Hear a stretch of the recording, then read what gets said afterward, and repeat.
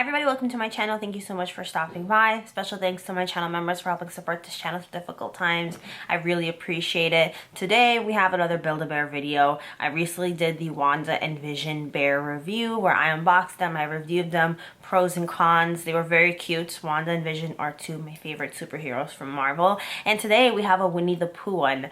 I also recently did a Winnie the Pooh bear where I reviewed Igor. I didn't grow up watching the show that much, but I did have a lot of merchandise and toys from the show and like the movie spin-offs. So when I saw this bear on their website, I had to have it. And that is Kanga Roo. So it is a beautiful kangaroo mom with her little baby in her pouch. I think she's absolutely adorable. She is $40 and I want to break down all my thoughts on how I feel about this bear.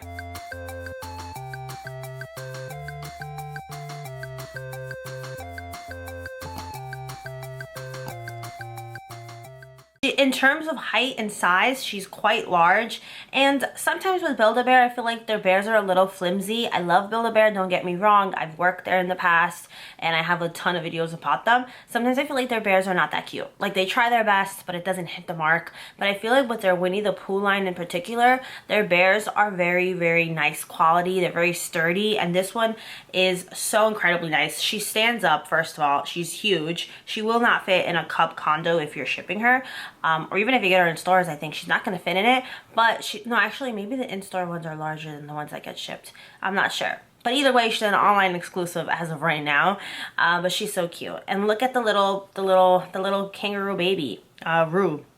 So he is currently attached to a little bit of an elastic, or not elastic, but like, you know, like those little clear tags. But you can remove it, and I probably am, just because I want it to be able to kind of move on its own. Super duper cute. Just a 2-in-1, and it's adorable. Like, even my mom liked this, and my mom kind of like scoffs at all my bears. Like, every time I get a new one, she's just kind of like, really, another bear?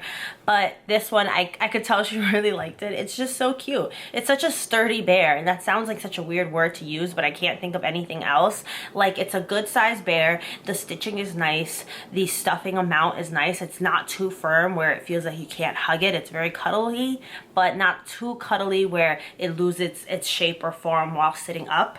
It's just cute. It's really, really cute. So this doesn't come with any audio or any scents, but I absolutely love it. The price was $40, which I don't think is bad for this kind of bear of this size, or kangaroo. And like I said before, it's part of the Winnie the Pooh line. I do really want Winnie the Pooh and Piglet. Sometimes they sell out, but eventually they come back. This one is still currently in stock on the website, so I'll link that down below. It's not going to be an affiliate link. This was purchased with my own money. I made this order, or I purchased her at the same time that I ordered the Wanda and Vision bear. So I kind of break things down there a little bit more. I mentioned during that video, actually, that was a sneak peek. So if you saw it, then you already knew that this video was coming. In terms of shipping, every time I order from Build-A-Bear, they ship through FedEx. And last time, or the last couple orders, these past couple years, I've had issues where FedEx doesn't update their tracking, and this is before the 2020 incidents. I don't want to get demonetized, but the C word and the P word, I have had issues with the tracking long before that, with FedEx in particular. I don't have that issue with UPS or USPS. Luckily, the tracking was updating, and I was alerted when this was out for delivery so that it didn't get stolen when it's left on my porch, especially because this arrived, I think, 1 week before the holiday season, before like Christmas and all that good stuff. So I'm super happy with her. I think they're cute, and I love Roo, and I'm glad that I kind of removed him. You could keep him there because it's an easier way of making sure he never gets lost. I'm sure in stores that also helps with like theft prevention in case anyone were to pull this and just get away with stealing the little guy.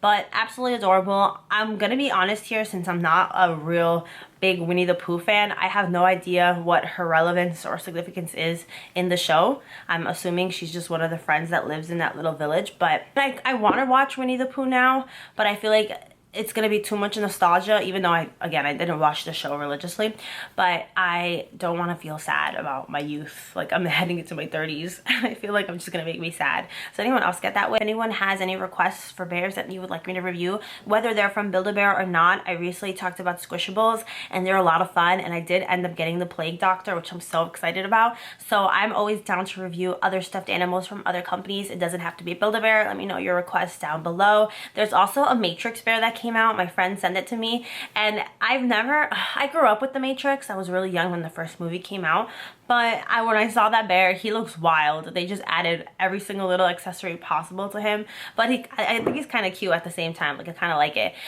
So let me know if you think I should review that one. Probably will hold off just a little bit longer for that.